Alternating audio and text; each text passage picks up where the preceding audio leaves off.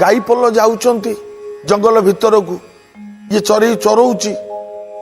ଯେତେବେଳେ କିଛି ସମୟ ଚରେଇବା ପରେ ଯେତେବେଳେ ଫେରିବା ବେଳ ହେଲା, ସନ୍ଧ୍ୟା ହବାକୁ ବସିଲା, ଫେରିବା ବେଳ ହେଲା, ଇଏ ଗାଈ ଗୋରୁ ମାନଙ୍କୁ ସବୁ ଅଡେଇ ଅଡେଇ ଆଣୁଛି। ଆଣିବା ବେଳେ ଗୋଟିଏ ଗାଈ ଗର୍ଭବତୀ ଥିଲା। ଅଶେଷ କଷ୍ଟ ପାଉଛି ଏ ଗାଈଟି, ବୋଧେ ସାଙ୍ଗେ ସାଙ୍ଗେ ପିଲାଟି ଜନ୍ମ ହବ କି କଣ। ଏ ଗାଈଟି କିନ୍ତୁ ଚାଲି ପାରୁନି। ଫଳରେ ଇଏ ଦୂରେଇ ରହିଗଲା ଜଙ୍ଗଲ ଭିତରେ।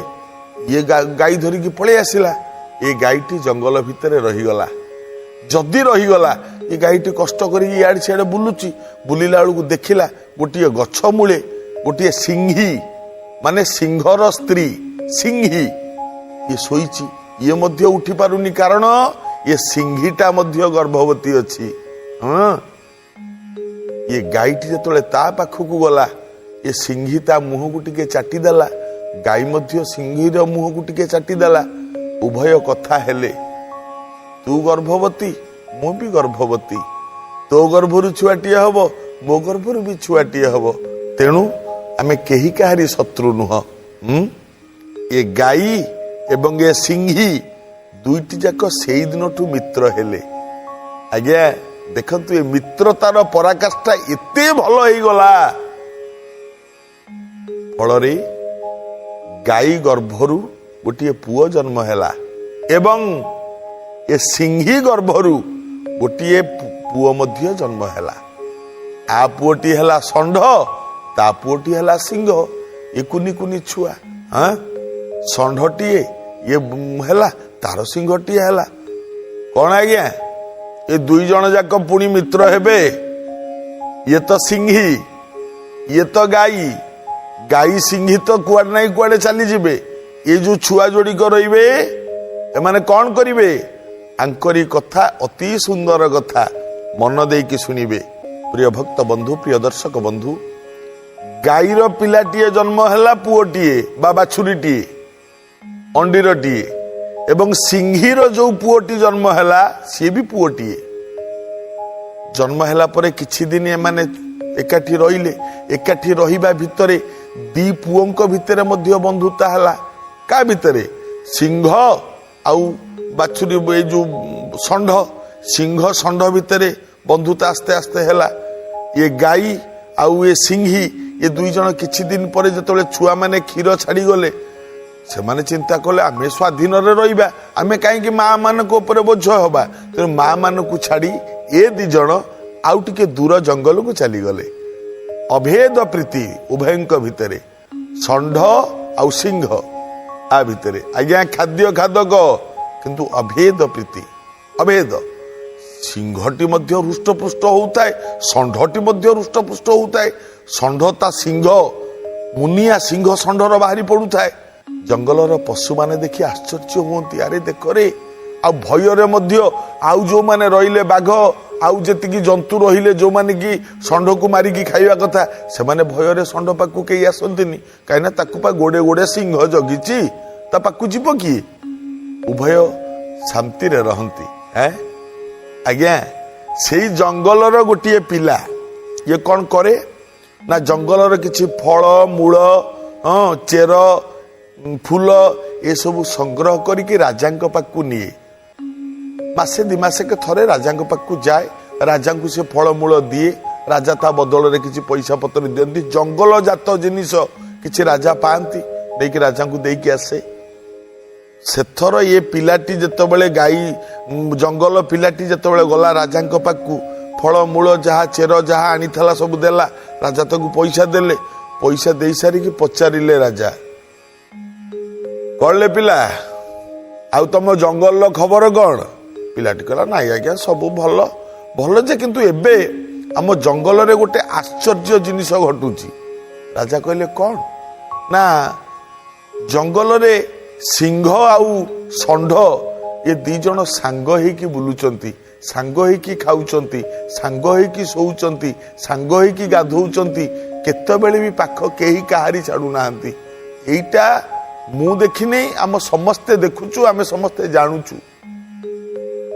ଆମେ ଆଶ୍ଚର୍ଯ୍ୟ, ଷଣ୍ଢ ସହିତ ସିଂହର ବନ୍ଧୁତା। ରାଜା ହସିଲେ। ଦେଖନ୍ତୁ କେଡେ ଜ୍ଞାନୀ ରାଜା, ଇଡେ ବିଜ୍ଞ ରାଜା। ରାଜା ହସିଲେ, ଡାକିଲେ ଏ ପୁଅ ଶୁଣ, ତୁ ଆଜି ଯା, ତୁ ତ ଦେଖୁଛୁ ନା ସବୁବେଳେ ସିଂହର ଆଉ ଷଣ୍ଢର ବନ୍ଧୁତା। କହିଲା ହଁ ଆଜ୍ଞା। କହିଲା ଠିକ ଅଛି, ତୁ ଆଜି ଯା, ଆଜିଠୁ ଲକ୍ଷ୍ୟ ରଖ, ଯୋଉଦିନ ଗୋଟିଏ 3 ନମ୍ବର ସାଙ୍ଗ ତାଙ୍କ ପାଖରେ ଯାଇକି ଜୁଟିବ ମତେ ସେଇଦିନ ଆସି କହିବୁ, ମନେ ରଖ। କହିଲା ମାନେ? କହିଲା ଆରେ ଷଣ୍ଢ ଆଉ ସିଂହ ଏ 2 ଜଣ ତ 2 ବନ୍ଧୁ ନା। ନା ହଁ, ଯଦି ତୃତୀୟ ଆଉ ଗୋଟିଏ କିଏ ତୃତୀୟ ବନ୍ଧୁ ଯାଇକି ତାଙ୍କ ପାଖରେ ପହଞ୍ଚେ ସେଇଦିନ ମତେ ଆସିକି ତୁ କହିବୁ, ଆଉ ସେଇ ଦିନଠୁ ତାଙ୍କ ଉପରେ ବିପଦ ପଡିବ, ମନେ ରଖ। ଏ ପିଲାଟି କହିଲା ହଉ। ଫେରିକି ଆସିଲା ଜଙ୍ଗଲକୁ, ଚାଲିଗଲା କିଛି ଦିନ ପରେ ପିଲାଟି ଲକ୍ଷ୍ୟ କଲା ଷଣ୍ଢ ବୁଲୁଛି, ସିଂହ ବୁଲୁଛି, ତାଙ୍କ ପଛେ ପଛେ ଗୋଟେ ଶିଆଳ ବୁଲୁଛି। କହିଲା ରାଜା ତ କହିଥିଲେ ତାଙ୍କୁ ଜଣେଇବା ପାଇଁ, ମୁଁ ଆଗ ଯାଏ ରାଜାଙ୍କୁ ଜଣେଇ ଦିଏ। ଦୌଡ଼ି ଦୌଡ଼ି ଏ ପିଲାଟି ଗଲା ରାଜାଙ୍କ ପାଖକୁ, ଡାକିଲା ମଣିମା। ରାଜା କହିଲେ ହଁ। କହିଲା ଯାହା କହିଥିଲେ ଆପଣ ସତ ନା କଣ? ନା ଷଣ୍ଢଟିଏ ବୁଲୁଛି, ସିଂହ ବୁଲୁଛି, ସେ 2 ଜଣ ତ ସାଙ୍ଗ ହେଇକି ବୁଲୁଛନ୍ତି, କିନ୍ତୁ ତାଙ୍କ ପଛରେ ଗୋଟେ ଶିଆଳ ବୁଲୁଛି। ରାଜା କହିଲେ ସରିଗଲା ରେ। କହିଲା କଣ ଆଜ୍ଞା? ନା ଶିଆଳ ହଉଛି ବଡ ଧୃତ, ସରିଗଲା, ଏ ବନ୍ଧୁତା ନଷ୍ଟ ହେଇଯିବ, ମରିଯିବେ ଏମାନେ। ବୁଝିପାରୁନାହାନ୍ତି ତୃତୀୟ ବନ୍ଧୁକୁ ପାଖରେ ରଖିଲେ ଅବସ୍ଥା କଣ ହୁଏ। 2 ବନ୍ଧୁ ଅଛ, ଠିକ ଅଛ, ତୃତୀୟ ଲୋକର ଆବିର୍ଭାବ ହବ ତ ଏଇ 2 ଜଣଙ୍କ ଭିତରେ ଆସିଯିବ, ସବୁ କିଛି ଗୋଳମାଳିଆ ହେଇଯିବ। ହଉ ହଉ ହଉ, ତୁ ଯା, ତୁ ଲକ୍ଷ୍ୟ ରଖିଥା, ମୁଁ ଯିବି ଜଙ୍ଗଲକୁ, ଦିନେ ଯିବି, ଯାଇକି ଦେଖିକି ଆସିବି, ଯା। ଏ ଗାଇଆଳ ଟୋକା ଲକ୍ଷ୍ୟ ରଖିଥାଏ। ଆଜ୍ଞା, ଏ ଶିଆଳ କଣ କଲା ଜାଣିଛନ୍ତି? 2 ଜଣଙ୍କ ପାଖରେ ପହଞ୍ଚିଲା, ସିଂହ ପାଖରେ, ଷଣ୍ଢ ପାଖରେ। ପ୍ରଥମେ ଯେବେ ଆସିଲା 2 ଜଣଙ୍କୁ ମୁଣ୍ଡିଆ ମାରିଲା। ସିଂହ କହିଲା କଣ? କହିଲା ନାଇଁ, ତମେ ଜଙ୍ଗଲର ରାଜା, ମୁଁ ତମ ପାଖକୁ ଆସିପାରିଲି, ଏଇଟା ମୋ ଭାଗ୍ୟର କଥା। ଆଉ ଆଗେ ପ୍ରଶଂସା କଲା। ଷଣ୍ଢକୁ କହିଲା ମୁଁ ତ କଣ ଗାଁ ଗାଉଁଲିରେ ଷଣ୍ଢ ଦେଖିନି, କିନ୍ତୁ ତମେ ଜଙ୍ଗଲର ଷଣ୍ଢ, ତମେ ବହୁତ ବଳୁଆ, ତମ ସିଂହ ଭାରି ଟାଣୁଆ, ବହୁତ ଭଲ, ତମେ 2 ଜଣଙ୍କ ବନ୍ଧୁତା ନେଇକି ନା ଆମ ଜଙ୍ଗଲ ସାରା ପରା ଚର୍ଚ୍ଚା। ସମସ୍ତେ କହୁଛନ୍ତି ସିଂହ ଆଉ ଷଣ୍ଢ ଭଳି ବନ୍ଧୁ ସଂସାରରେ ନାହାନ୍ତି, ସମସ୍ତଙ୍କ ପାଖରେ ଚର୍ଚ୍ଚା ପରା ତମ 2 ଜଣଙ୍କ କଥା, ଆଉ ତମେ 2 ଜଣ ଯାକର ପ୍ରଶଂସା ସମସ୍ତେ କରୁଛନ୍ତି, ଆଉ ମୁଁ ଟିକେ ତମ ପାଖରେ ରହନ୍ତି। ସିଂହ କହିଲା ନାଇଁ ନାଇଁ ନାଇଁ ନାଇଁ, ତୁ ଚାଲାକ, ତୁ ମହାଧୃତ, କଥାରେ ଅଛି ପରା ପଇଡ ବଡ ମଧୁର, ସିଆ ବିଲୁଆ ବଡ ଚତୁର, ତତେ ମୁଁ ଆମେ ପାଖରେ ରଖିବୁନି, ତୁ ଯା ଯା ଯା। କିନ୍ତୁ ଷଣ୍ଢଟି କହିଲା ଭାଇ, ଯଦି କହୁଛି ଆମ ପାଖରେ ରହିବ ରହୁ, ସିଏ ଆମର କଣ କରିବ?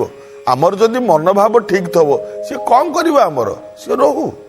ଯଦି କହୁଛି ଆମ ପାଖରେ ରହିବ ରହୁ, କାହାକୁ ତଡ଼ି ଦିଅନ୍ତିନି, ଜୀବ ମାତ୍ରେ ପରା ଶିବ, କାହାକୁ ତଡ଼ିଦବା ଘଉଡ଼ି ଦେବା ଉଚିତ ନୁହଁ, କହୁଛି ଯଦି ରହୁ। ଷଣ୍ଢ କଥା ଶୁଣି ସିଂହ କହିଲା ହଉ, ଯଦି କହୁଛୁ ତାହେଲେ ରହୁ। ଶିଆଳ ରହିଲା, ରହିକି ଶିଆଳ ମନେ ମନେ ଭାବିଛି, କିନ୍ତୁ କଣ ଜାଣିଛନ୍ତି, ଏତେ ମାଂସ ଖାଇଛି ମୋ ଜୀବନରେ, ବହୁତ ଗାଈ ଗୋରୁଙ୍କର ମାଂସ ଖାଇଛି, କିନ୍ତୁ ଜଙ୍ଗଲରେ ଯୋଉ ଷଣ୍ଢ ଯିଏ ବଡ ହେଇଥିବ ତା ମାଂସ ତ କେବେ ଖାଇନି। କେମିତି ଆକୁ ମାରିକି ତା ମାଂସଟାକୁ ଖାଇଲେ ମୋ ମନ ଶାନ୍ତି ହୁଅନ୍ତା। ଏବଂ ଏ ସିଂହ ସମସ୍ତଙ୍କ ମାଂସ ଖାଏ, ତା ମାଂସ ତ କେହି ଖାଇନାହାନ୍ତି, ମୁଁ ଖାଇବି ତା ମାଂସ। ଏ ସିଂହକୁ ମାରିକି ତା ମାଂସ ଖାଇବି, ଏ ଷଣ୍ଢକୁ ମାରିକି ତା ମାଂସ ଖାଇବି। এইটা শিয়াଳର ଚିନ୍ତାଧାରା। ଶିଆଳ ପାଖରେ ବୁଦ୍ଧି ଅଛି। ଦେଖନ୍ତୁ ଶିଆଳ କଲା କଣ, ଯେତେବେଳେ ସିଂହ ଯାଇଥିବ ଜଙ୍ଗଲକୁ ଶିକାର କରିବା ପାଇଁ, ଷଣ୍ଢ ଏକୁଟିଆ ଥିବ, ଏ ଶିଆଳ ଯାଇକି ଷଣ୍ଢ ପାଖରେ ବସେ। ବୁଝିଲ ଷଣ୍ଢ ଭାଇ, କିନ୍ତୁ ତମ ଭଳିଆ ବଳୁଆ କେହି ନାହିଁ, ବୁଝିଲ, ତମର ଏତେ ତାକତ, ତମ ସିଂହର ଏତେ ମଜବୁତ, ତମ ସିଂହ, ତମେ କି ହୃଷ୍ଟପୃଷ୍ଟ ହେଇଛ, କି ବଳିଷ୍ଠ ହେଇଛ ତମେ। ଆଜ୍ଞା ନିଜର ପ୍ରଶଂସା ଶୁଣିଲେ ଟିକେ ଫୁଲି ଯାଆନ୍ତି ସମସ୍ତେ ନା, ଷଣ୍ଢ ଟିକେ ଫୁଲିଯିବ। ଶିଆଳ ସେଠୁ କହିବ, ଜାଣିଛ ଭାଇ, ଜଙ୍ଗଲରେ ସେଦିନ କଥା ପଡିଲା, ମୁଁ କହିଦେଲି। ହଁ ଆଜ୍ଞା ଦେଖନ୍ତୁ କେତେ କପଟ ମିତ୍ର, ମୁଁ କହିଦେଲି ସମସ୍ତଙ୍କ ମୁହଁରେ, ସମସ୍ତେ କହିଲେ ସିଂହ ଷଣ୍ଢର ବନ୍ଧୁତା, ସିଂହ ବେଶୀ ବଳୁଆ। ମୁଁ କହିଦେଲି ସାଙ୍ଗେ ସାଙ୍ଗେ, ନା ସିଂହ କ'ଣ ବଳୁଆ? ଗୋଟେ ସିଂହରେ ଯଦି ପାହାର ପକେଇବ ଆମ ଷଣ୍ଢ ଭାଇ, ତାହେଲେ ସିଂହ ମାଟି କାମୁଡ଼ିକି ପଡ଼ିବ। ସିଏ କ'ଣ ବଳୁଆ କହୁଛ? ନାଇଁ ଭାଇ, ମୁଁ କ'ଣ ମିଛ କହିଲି? ତମର କ'ଣ ବଳ କମ? ଷଣ୍ଢ କହେ, ନାଇଁ ମୋର ବଳ ଅଛି ନା, ଆଉ ମୁଁ ବଳୁଆ, ମୋର ଯଥେଷ୍ଟ ବଳ ଅଛି ମୋ ପାଖରେ। ଗଲା ଦିନେ ଷଣ୍ଢ ଯଦି ବୁଲିବାକୁ ଯାଇଥିବ, ସିଂହ ଏକା ଥବ, ତା ପାଖରେ ଯାଇ ଶିଆଳ ପହଞ୍ଚିବ। ଭାଇ ଯାହା କୁହ, ଯେତେ ଯାହା କୁହ, ଜଙ୍ଗଲ ସାରା ସମସ୍ତେ କହୁଛନ୍ତି ତମ ଦୁଇ ଜଣଙ୍କର ବନ୍ଧୁତାକୁ ନେଇକି ବହୁତ ଚର୍ଚ୍ଚା। କିନ୍ତୁ ସମସ୍ତେ କହୁଛନ୍ତି ସିଂହ କ'ଣ, ସିଂହ ସିନା ସିଂହ, କିନ୍ତୁ ଏ ଷଣ୍ଢଟା ଯେମିତି ମୋଟା ସୋଟା ତାଗେଡ଼ା ହେଇଛି ନା, ଏ ସିଂହ ମଧ୍ୟ ତାକୁ ପାରିବନି। ଯଦି ମାଡ଼ଗୋଳ ଲାଗନ୍ତି, ସିଂହ ମଧ୍ୟ ତାକୁ ପାରିବନି। ଏତେ ବଳୁଆ ହେଇଛି ଏ ଷଣ୍ଢ, ସମସ୍ତେ ଏଇଆ କହୁଛନ୍ତି। କିନ୍ତୁ ମୁଁ କହିଦେଲି, ନା ଆରେ ସିଂହଟା ସିଂହ ନା, ସିଂହର ଛୁଆଟା ସିଂହ ନା। ତମେ କହିଲେ କେମିତି ହବ? ଗୋଟେ ସିଂହର ଗୋଟେ ଡିଆଁକୁ ଗୋଟେ ଦାନ୍ତକୁ ପରା ଷଣ୍ଢ ନାହିଁ, ଆଉ ତମେ କହିଲେ ହବ? ସିଂହଟା ସବୁଦିନ ସିଂହ, ସିବା ଜଙ୍ଗଲର ରାଜା। ଆଉ ସିଂହ ଆଉ ଟିକେ ଫୁଲିଗଲା, କହିଲା ହଁ ମତେ ଷଣ୍ଢ ପାରିବନି। ଦେଖନ୍ତୁ କେମିତି କଳି ମଞ୍ଜିଟା ପୋତୁଛି ଉଭୟଙ୍କ ଭିତରେ। ଏମିତି ତିକ୍ତତା ଭରୁ ଭରୁ ଭରୁ ଭରୁ ଉଭୟଙ୍କ ମନ ଆସ୍ତେ ଆସ୍ତେ ଆସ୍ତେ ଆସ୍ତେ ପରିବର୍ତ୍ତନ ହେଇଗଲା। ଯଦି ପରିବର୍ତ୍ତନ ହେଇଗଲା, ଏମିତି ଦିନ ଆସିଲା ଯୋଉ ଦିନ ଷଣ୍ଢ ଏବଂ ସିଂହ ମୁହାଁମୁହିଁ ହେଲେ। ଶିଆଳ କହୁଛି କିଏ ବଳୁଆ, ଷଣ୍ଢ କହୁଛି ମୁଁ ବଳୁଆ, ସିଂହ କହୁଛି ମୁଁ ବଳୁଆ। ଉଭୟଙ୍କ ଭିତରେ ବଳ କଷାକଷି ଆରମ୍ଭ ହେଲା। ଯଦି ବଳ କଷାକଷି ଆରମ୍ଭ ହେଲା, ସିଂହ ମାଡି ବସିଲା ଷଣ୍ଢକୁ, ଆଉ ତା ପୂର୍ବରୁ ଷଣ୍ଢ ତା ସିଂହରେ ଭୁଷି ଦେଇଛି ସିଂହକୁ। ଫଳରେ ସିଂହ ମଲା ଏବଂ ଷଣ୍ଢ ମଧ୍ୟ ମଲା, ଉଭୟ ମଲେ। ଦୁଇ ଜଣ ଯାକ ମରିକି ପଡ଼ିଛନ୍ତି। ରାଜା ଆସି ପହଞ୍ଚିଲେ, ଦୂରରୁ ଥାଇକି ଅନେଇଲେ, ରକ୍ତାକ୍ତ ସଂଘର୍ଷ ହେଇଯାଇଛି। ଗଛ ବୃଛ କିଛି ନାହିଁ ସେ ଅଞ୍ଚଳ ଭିତରେ, ସବୁ ପଦା ହେଇଯାଇଛି। ଏତେ ଜୋରେ ସଂଘର୍ଷ ହେଇଛି ଯେ ଉଭୟଙ୍କର। ଦୁଇ ଜଣ ଯାକ, ଜଣେ ଏଠି ଆଉ ଜଣେ ସେଠି ପଡ଼ିଛନ୍ତି, ଦି ଜଣ ଯାକ। ଆଉ ମଝିରେ ଶିଆଳ ବସି ଆ ଦେହରୁ ଖଣ୍ଡେ ମାଂସ ଖାଉଛି, ତା ଦେହରୁ ଖଣ୍ଡେ ମାଂସ ଖାଉଛି। ରାଜା ଅନେଇଲେ, କହିଲେ ଷଣ୍ଢ ଏବଂ ସିଂହ ଏମାନେ ମଧ୍ୟମ ବନ୍ଧୁ, ଉତ୍ତମ ବନ୍ଧୁ ନୁହଁ। ଯଦି ଉତ୍ତମ ବନ୍ଧୁ ହେଇଥାନ୍ତେ, ଏମାନଙ୍କର ବନ୍ଧୁତା କେବେ ଭାଙ୍ଗି ନଥାନ୍ତା। ଆଉ ଏଇ ଯୋଉ ଶିଆଳଟି ମଝିରେ ଆଙ୍କର ବନ୍ଧୁ ହେଲା, ଏଇଟା ହଉଛି ଅଧମ ବନ୍ଧୁ। ସେଇଥିପାଇଁ ଇଏ ବନ୍ଧୁ ସହିତ ପଡ଼ିବା ପରେ ଉଭୟଙ୍କର ବନ୍ଧୁତା ନଷ୍ଟ ହେଲା। ରାଜା ଆଉ ସମ୍ଭାଳି ପାରିଲେନି, କହିଲା କେତେ ଭଲରେ ଦି ଜଣ ଚଳୁଥିଲେ, ତୁ ଶିଆଳ କ'ଣ କଲୁ ରେ? ରାଜା ନିଜେ ଧନୁଶର ବାହାରିଲେ, ସରଟିଏ ମାରିଲେ, ଶିଆଳଟି ସେଇଠି ମଲା। ଦେଖନ୍ତୁ ଆଜ୍ଞା, ଦୁଇ ବନ୍ଧୁ ଭିତରେ ଯଦି ତୃତୀୟ ଲୋକର ଆବିର୍ଭାବ ଘଟେ, ତାହେଲେ ଅନର୍ଥ ଘଟେ। ଖାଲି ବନ୍ଧୁ ନୁହଁ, ଘରେ ସ୍ୱାମୀ ସ୍ତ୍ରୀଙ୍କ ଭିତରେ, ଶାଶୁ ବୋହୂଙ୍କ ଭିତରେ, ବାପ ପୁଅଙ୍କ ଭିତରେ, ଯଦି ଯେକୌଣସି କ୍ଷେତ୍ରରେ ଯୋଉଠି ତୃତୀୟ ଲୋକ ଆବିର୍ଭାବ ଘଟେ, ସେଇଠି ହିଁ କନ୍ଦଳ ଘଟିଥାଏ। ଏକଥା ଭଲରେ ମନେ ରଖିବେ, କାରଣ ତୃତୀୟ ବନ୍ଧୁଟି ହିଁ ହେଇଥାଏ ଅଧମ ବନ୍ଧୁ। ଏଇଟା ମନେ ରଖିବେ। ମଧ୍ୟମ ବନ୍ଧୁ ଗଲା, ଅଧମ ବନ୍ଧୁ ଗଲା, ଉତ୍ତମ ବନ୍ଧୁ କିଏ ଆଗାମୀ ଅଧ୍ୟାୟରେ ଆଲୋଚନା କରିବା।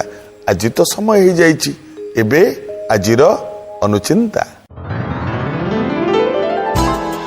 ତୁଳସୀ କେବେ ଶିବ ଏବଂ ଗଣେଶ ଏଇ ଦୁଇ ଜଣକୁ କେବେ ତୁଳସୀରେ ପୂଜା କରିବେ ନାହିଁ, ଏବଂ ନ ଗାଧେଇବା ପର୍ଯ୍ୟନ୍ତ ତୁଳସୀ କେବେ ଗଛରୁ ଛିଡ଼େଇବେ ନାହିଁ। ଏ କଥାକୁ ନିହାତି ମନେ ରଖିବେ। ଏହା ପାଳନ କଲେ ଆପଣଙ୍କର ମଙ୍ଗଳ।